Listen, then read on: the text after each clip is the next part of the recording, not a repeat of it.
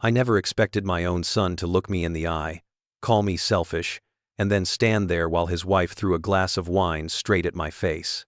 The stain was still running down my shirt when the glass shattered against the table and a shard cut my forehead. And before the bleeding even stopped, I texted my lawyer 4 words that ended everything between us. Phase 1 is complete. End quote. Check if you're subscribed, because you're going to want to hear why I said that. It didn't start violent. It didn't even start tense. It started in my quiet kitchen in the suburbs outside Portland, with rosemary and garlic warming in the oven, with the recipe my late wife taught me more than 20 years ago. Easter dinners were the one thing I still held on to. They made the house feel alive, even if the laughter had faded long ago. I'd been retired for 2 years, 64 years old, living alone in a house that once held 4 voices, and now only held mine. Some days the silence felt comforting. Other days, it pressed on my chest like weight I couldn't name. I'd tried to fill the gaps. Watercolor classes on Tuesdays, a book club on Thursdays. My neighbor, Mrs. Green, knocking on the door with lemon brownies she insisted were too sweet for one old lady to finish. People tried. Life tried. But the quiet still lingered in the corners of the hallways I used to share with my wife. Some nights I'd catch myself setting out 2 plates before remembering there was no one to sit across from me anymore. My son, Jason, didn't understand that kind of quiet. He lived in the noise-busy job, busy kids, busy everything. And somewhere along the line, the warmth he used to have for me had cooled into something thin and polite. His wife, Courtney, never quite warmed up to me in the first place. She smiled with her mouth, never her eyes. And when she walked into a room, I always felt like I needed to tuck my wallet further into my pocket. They arrived late that afternoon. Jason's SUV pulled into the driveway, and I watched the kids jump out, first Ava with her pink shoes, Miles carrying a chocolate bunny half melted in his hands. They ran into my arms, and for a moment, my heart loosened. Children don't know how to fake sincerity. Not yet. Courtney followed, dressed too nicely for a family dinner, holding a bottle of Okanagan Red I knew cost more than she would ever admit. She only brought expensive things when she wanted something. I'd learned that the hard way. Jason hugged me, stiff, distracted, his eyes darting around the kitchen before he even took off his shoes. And something in my gut tightened. He only scanned rooms like that when he was preparing for a conversation he didn't want to have. I served dinner on the good dishes, my wife's dishes. I could almost hear her saying, "Use them. What are you saving them for?" And for a moment, the house felt full again. The kids chattered about school, the egg hunt, a science project, gone wrong. Jason chimed in with updates from work. It felt normal, familiar, almost safe. But Courtney had that smile, the one that didn't move her eyes, the one she pulled out right before she took something off the shelf at a store and asked if I could hold it for a second. She folded her napkin too neatly, adjusted her bracelet too often, waiting for the moment she could shift the atmosphere. And then she did. "Michael," she said softly, tilting her head, "we've been thinking about your situation, too." I felt Jason tense beside her. My situation. I kept my voice steady. "What situation would that be?" Say, "You're alone," she said. "In a house this big. It's not safe for someone your age to live alone without help." Everyone. I sliced the lamb slowly. "I've managed for years." 19:7. "That's the problem," Jason added. "Dad, you're 64. What happens when you're 70? 75? You shouldn't be here by yourself." He came. "So what are you suggesting?" I asked. Courtney leaned forward, hands clasped as if she were delivering a blessing. "My parents could move in. They just sold their place near Spokane. They need something affordable. You have rooms. They'd help around the house. Cook, clean, keep an eye on you." Result. There it was. My fork stilled midair. "That won't be happening, eh?" Her smile cracked for half a second. "Why not?" Because I don't want roommates, I said. Especially not people I barely know. Axis line. Jason let out a sigh that sounded rehearsed. Dad, be reasonable. You're selfish for shutting this down without thinking. 1. Selfish. The word hit me with familiar sting. I'd been called many things in life: quiet, stubborn, meticulous, but never selfish. I'd given Jason everything I knew how to give, but entitlement has a way of rewriting history until generosity becomes obligation. Courtney leaned back, face tightening. You're sitting in a home worth over $1 million, in rooms you don't even use, while we're drowning in childcare costs and mortgage rates. You could help, but you won't. My chest burned. Not from the accusation, but from the realization behind it. They didn't want company. They wanted control. They wanted leverage. They wanted the house. And then Jason said something he should never have said. If you can't manage this place anymore, we can apply for guardianship. Guardianship, that word froze me. I felt something cold spread through me. A slow, sinking understanding. This wasn't concern. This was a plan. A carefully built, months-long plan that started with their sudden interest in my health. Their subtle questions about my memory. Their comments about your age. Their questions about my will. And then, everything happened at once. Courtney whispered something to Jason. He muttered something back, and then she stood up so fast her chair scraped across the floor. Fine, she snapped. If you want to be stubborn, keep it. Relingwork. She grabbed her wine glass and threw it. Red liquid splashed across my face. Warm. Metallic. Dripping down my shirt like accusation. The glass shattered on the table, and a shard sliced my forehead. A thin stream of blood ran down past my eye. Jason shouted her name. The kids froze in the doorway, and I simply stood there, steadying my breath, remembering exactly what my lawyer had told me. Document everything. Don't escalate. Don't react. I dabbed the blood with a napkin, walked past them, and said quietly, I'm going to the hospital. 18. I didn't yell, didn't accuse, didn't argue, because this moment, this exact scene, was the moment we had been preparing for.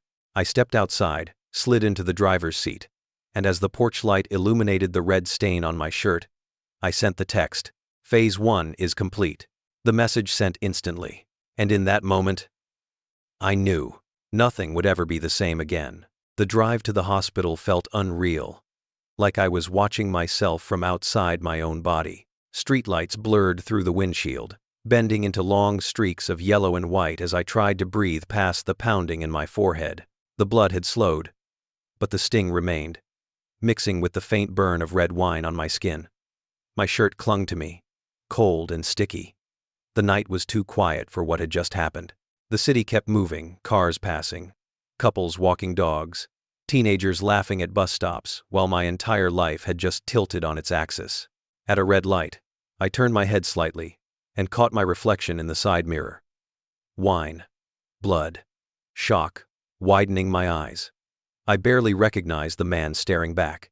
I'd spent years trying to keep my family together through holidays, phone calls, second chances.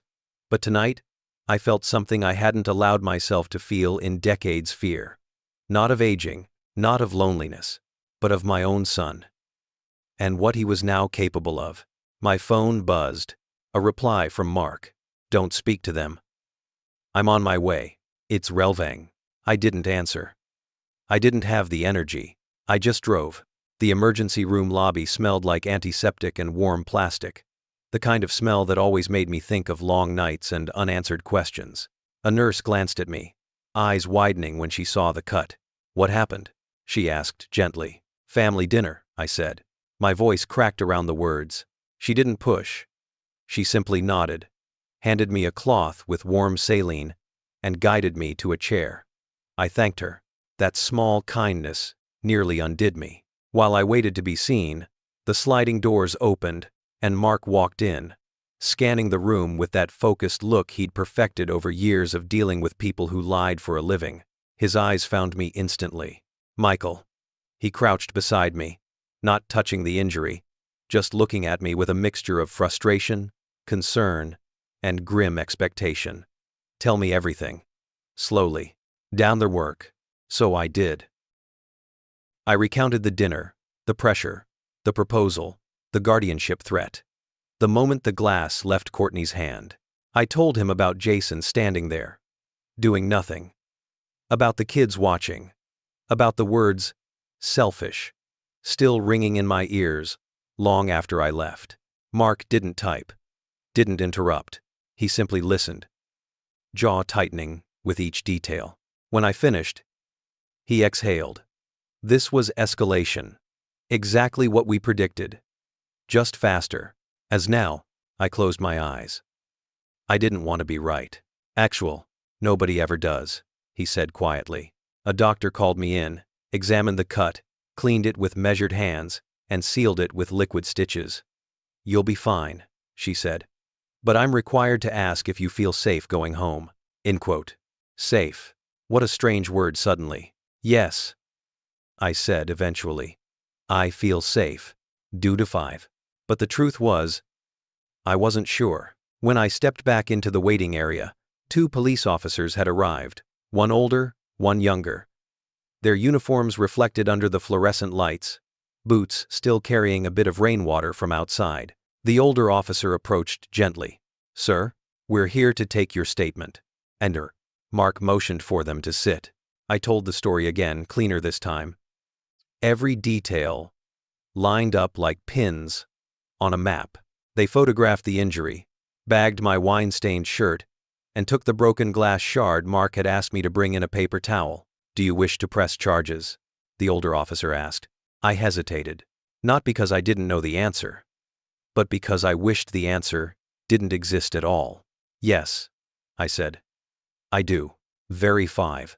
He nodded respectfully. We'll proceed. End quote. The younger officer added. We may also classify this under elder abuse guidelines. You're over 60, and the assailant is a family member. That carries additional weight. I have too. The words stung more deeply than I expected. Elder, abuse, family member, labels that felt like stones dropped into my stomach. But they were true. After the officers left, Mark drove me home. The house looked darker than usual, as if it too had witnessed the betrayal and needed time to recover. When we stepped inside, the silence hit me all over again. But now, it felt different. Heavy. Protective. Awake. Let's check the footage, Mark said. We went to my office. I logged into the security system. 4 camera angles lit up the screen. The dining room, the living room, the kitchen, and the entryway. Mark leaned forward. Play it. Well, at first, it looked like any family dinner. Kids laughing, dishes clinking. The kind of evening you'd expect to see in a commercial. But then, the tone shifted. You could hear Courtney's rising voice, Jason's cold tone. The subtle shift of the power dynamic I'd felt, but couldn't name. And then the glass. We both watched, frame by frame, the arc of red wine, the flash of glass, my flinch, Jason's useless gesture toward her. It was all there. Captured cleanly. No doubt. No interpretation. Mark sat back. Jaw tight. This is strong. Very strong. Clear audio. Clear video. You handled it exactly right. You didn't escalate, didn't retaliate, didn't even raise your voice. That matters. Well. Dud. I stared at the screen, watching myself bleed in grainy HD. Nothing prepares you for that sight. Nothing. What happens now? I asked. Now, Mark said. They're going to panic. Jason will try to explain. Courtney will try to justify. They may come to the house. Don't answer. Don't speak to them. Every call goes to voicemail. Every message gets archived. Everything. Tonight. It's no. I nodded slowly. And Michael. His voice softened. You need to understand something. Tonight wasn't random. This was a coordinated effort. The pressure over the house, the mention of guardianship, the account access attempts. None of that is coincidence. 2-9. I gripped the edge of the desk. My own son. He didn't let me finish. Sometimes, betrayal comes dressed as concern. You're not the first. And you won't be the last. I I swallowed hard. I thought I raised him better. Downed. You did, he said gently. But adults make their own choices. And these are theirs. 1. He left after making sure every door was locked, every curtain drawn, every camera angle recording. When the house went still again, I sat alone on the couch, staring at the wine stain on the wall. It looked almost artistic under the lamplight, like a crimson reminder of the moment everything snapped. My phone buzzed. Jason. Then, again, voicemail. Text. Another voicemail. I turned the phone face down, then powered it off completely. For the first time in my life, my silence was the only protection I had left.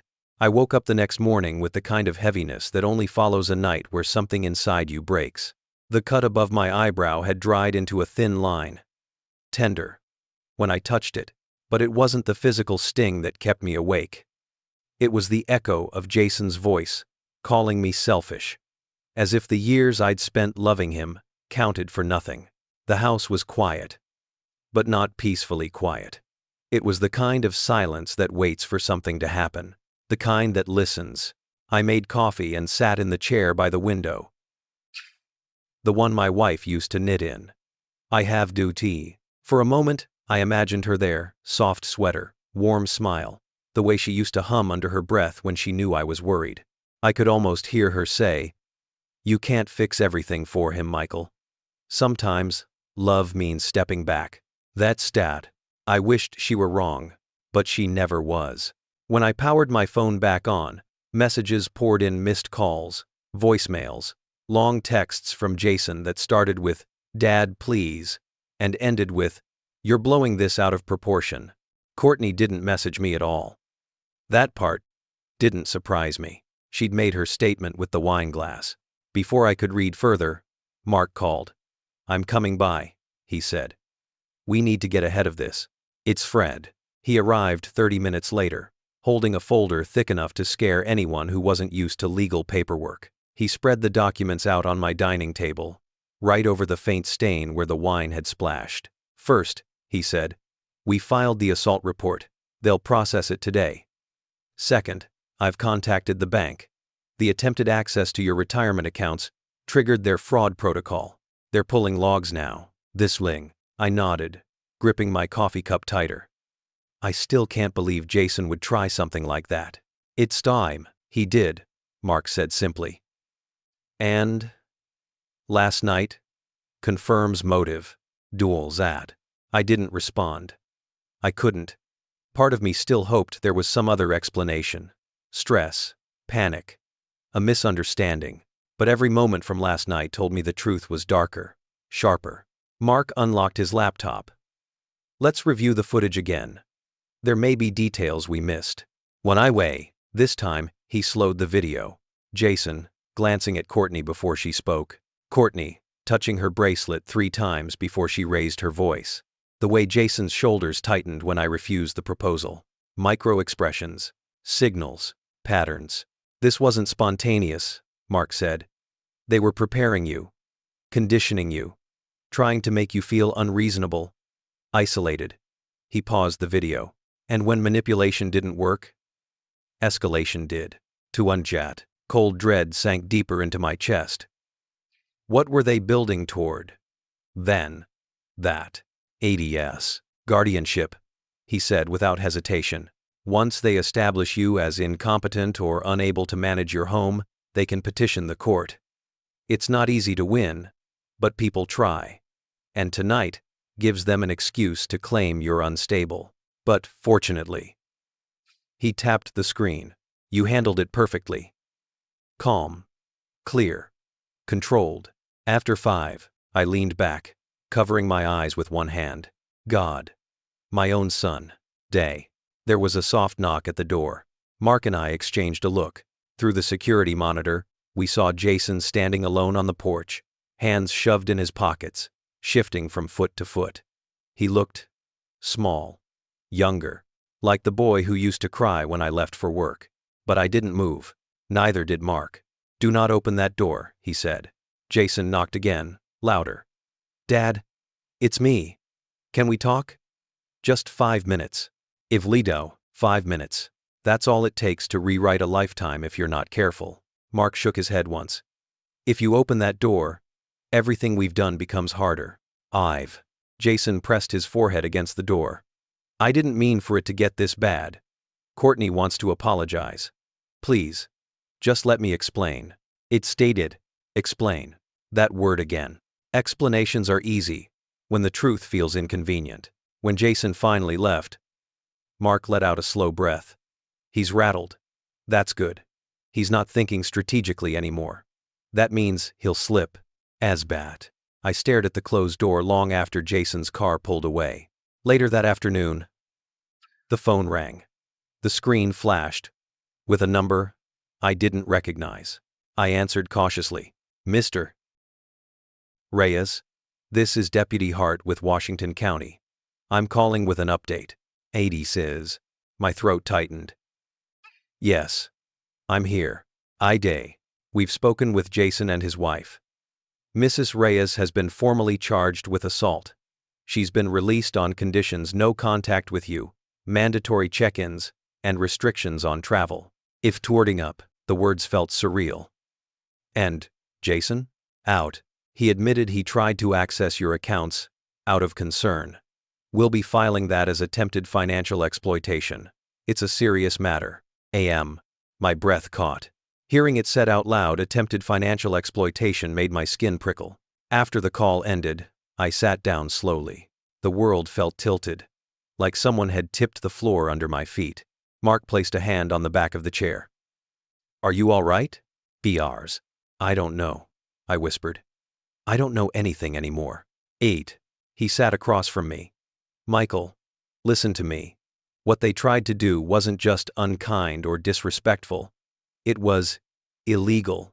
If they had succeeded, if you had opened that door even a little, they would have controlled everything. Your home, your money, your decisions. All of it. I looked at my hands, at the faint tremble I tried to hide. I keep asking myself, what I did wrong. Raising him. It's just mad. You loved him. Mark said softly. You gave him more than most fathers ever could. But entitlement doesn't grow from love. It grows from opportunity. From someone deciding they deserve more than they've earned. As a last, the room was quiet again. But this time, it didn't feel empty. It felt like truth had finally arrived. That evening, I walked through my home, slowly touching the framed photos on the wall. The dent in the hall from when Jason hit it with a toy car at age 6. The table my wife insisted we keep, even when its legs began to wobble. Memories everywhere. Good ones. Ones that didn't deserve to be rewritten by last night. But betrayal has a way of staining even the brightest corners of your life. You scrub and scrub, but the outline stays. As I stood in the doorway of my bedroom, a notification buzzed on my phone, an email forwarded from Mark. Subject line: Financial review findings. Inside, details confirming the login attempt, timestamps, the device used, and an attached file showing 2 additional attempts from the same IP weeks earlier attempts. The bank hadn't flagged until now. My hands went cold. This wasn't one mistake. This was a pattern. A plan. And tonight was only the beginning of uncovering it. The next few days moved slowly, like time itself was trying to warn me not to rush into the truth I was about to hear. Each morning I woke early, walked into the kitchen, and stared at the fading wine stain on the wall. I hadn't cleaned it. Not because I didn't want to, but because it reminded me that some things shouldn't be wiped away too quickly. Sometimes you need to see the damage before you can repair anything. Mark called on Wednesday. We need to meet, he said. There's more. They'd relieved his more. That single word froze me where I stood. He arrived with a laptop, 2 folders, and the kind of expression lawyers use when preparing to deliver a painful truth. He set everything on the table with a soft thud. Michael, he said gently, what I'm about to show you, it's going to hurt. But you need to see it. My chest tightened. Show me. He clicked open a file on his laptop, an email chain between Courtney and someone saved as Mom Washington. The subject line read, Update. The house. End quote. My pulse quickened. The first email was from Courtney. Short, calculated, cold. Once we move in, it'll be easier to manage everything. Michael trusts Jason. We can handle bills, medical appointments, and eventually the house transfer. If needed, guardianship is an option. He's forgetful sometimes. A22. I flinched. Forgetful? I wasn't forgetful. I was cautious. I was grieving. I was alone. But never forgetful. Mark didn't stop there. He scrolled to the next message. Jason will talk to him Sunday. Don't worry if he pushes back. I'll take control. He hates conflict. Data. My heart twisted. Jason. My son. Using my gentle nature as weakness. Then came the final message sent just 2 days before Easter. From Courtney's mother. Once you're in the house, keep documentation. If he becomes difficult, claim unsafe living conditions or cognitive issues. Judges take that seriously. We'll support your petition if needed. And my stomach turned. This wasn't a misunderstanding, or emotional outburst, or stress. This was orchestration, a blueprint, a planned takeover of my life. I braced myself, gripping the edge of the table. My God. Mark. They were building a case against me. Aztations. Exactly, he said. They wanted power of attorney. Once they had that, your assets, your house, your healthcare decisions, everything would be theirs. End quote. I looked away, blinking back the burn behind my eyes. Not sadness this time. Something sharper, something heavier. I raised him, I whispered. I taught him to save, to work hard, to treat people with decency. I never imagined he'd do this to me. Hey. Mark didn't offer cliches. He'd seen too many families torn apart by greed to pretend he had comforting answers. Instead, he opened the second folder. There's more you need to know. Inside were printed bank reports, access logs, 3 attempted login times, and 1 attempted password reset, all from Jason's home IP address. But what shook me was the note written by the fraud investigator. Intent appears deliberate, not accidental. A deliberate attempt to take what wasn't his. My breath hitched. Before I could speak, the doorbell rang. I felt every muscle in my body tighten as Mark stepped toward the hallway. Don't open it, he murmured. But the decision wasn't mine to make, because when I glanced at the security monitor, it wasn't Jason. It was 2 police officers.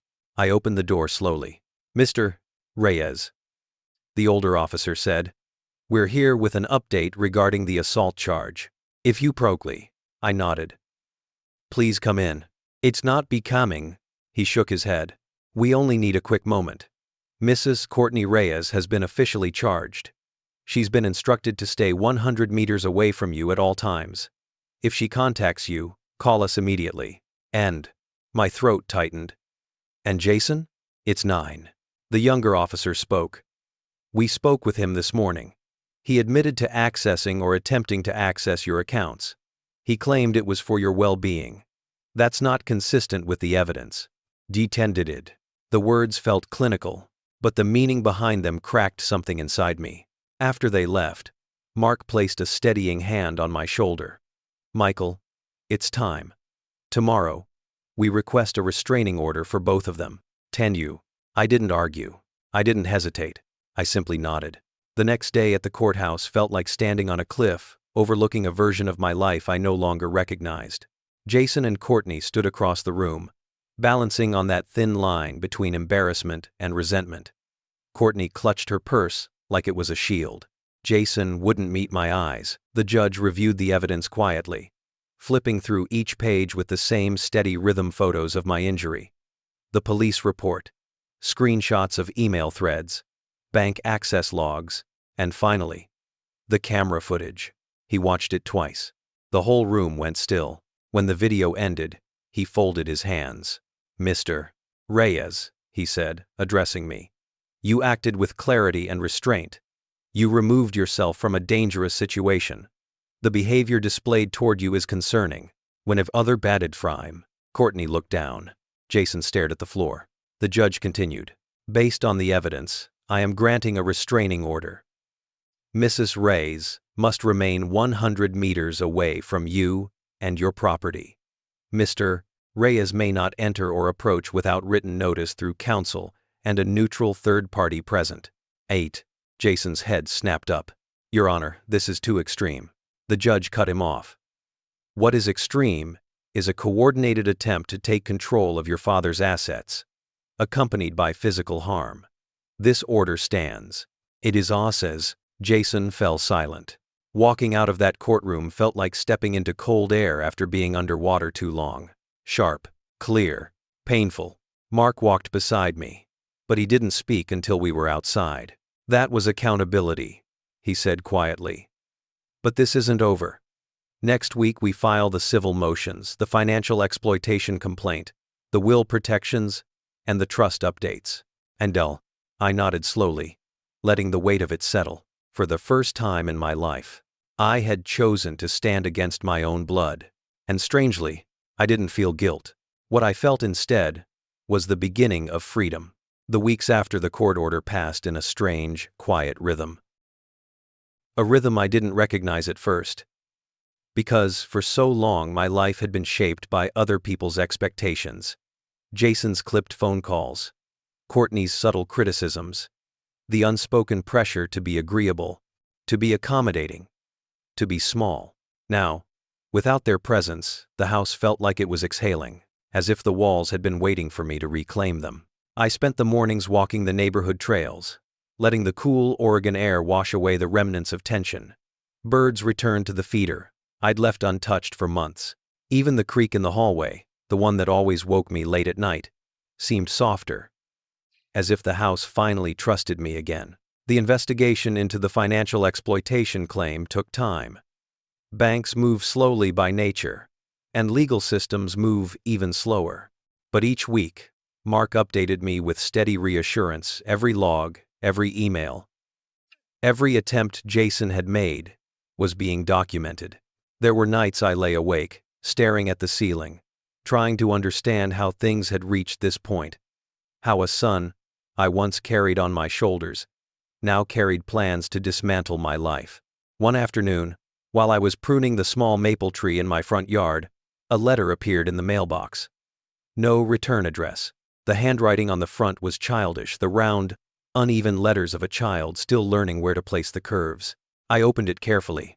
Inside was a drawing, a park, 3 figures, holding hands, a little girl, a little boy, and me, underneath. Written in purple marker, I miss you, Grandpa. Reddick, Ava. My breath caught, not from pain, but from something gentler. Something I hadn't felt in a long time. Hope. I sat down on the front steps, the sun warming my shoulders, the drawing trembling slightly in my hands. Part of me wanted to call Jason right then, to bridge the gap, to ask about the kids like I used to, but I didn't, because deep down, I understood what Mark had been trying to teach me all along. Love without boundaries isn't love, it's surrender. And I wasn't surrendering anymore. 6 months passed. The seasons shifted. Leaves fell, then snow dusted the neighborhood in quiet white. On a cold morning in early December, I boarded a plane to Arizona, not to run away, but to reconnect with parts of myself I'd buried under years of compromise. I hiked red rock trails, ate breakfast in small diners where no one knew my name, painted desert sunsets in a sketchbook I carried everywhere. And at a community art class in Sedona, I met Linda, a widow with paint always on her fingertips and a laugh that warmed the entire room. She didn't ask about my past. She didn't need to. She simply existed beside me. And for the first time in years, I felt that companionship could exist without strings. When I returned home after the new year, the house didn't feel empty. It felt peaceful, whole. One crisp morning, Mark called. "The financial case is wrapped," he said. "It's official." "It is." I gripped the phone. "What does that mean?" "Everyone. It means Jason can't access your accounts. The exploitation attempt is on record. The will updates are legally fortified. The trust for the kids is separate and untouchable. And any future attempt to contest your competency will be thrown out immediately." And, for a long moment, I didn't speak. Then I whispered, "Thank you." have it for days, but the truth is, justice wasn't the paperwork. Justice was the feeling in my chest, steady, calm, grounded in something I'd forgotten I could claim, my own life. That afternoon, I sat at the dining table, with the last remnants of winter sun sliding across the floor. I opened my wife's old recipe book. Her handwriting danced across the yellowed pages. Lemon bars, roast chicken, blueberry scones, the recipes of a life built on love and patience. A life I had nearly let someone else rewrite. I placed Ava's drawing on the table beside it. It felt symbolic somehow.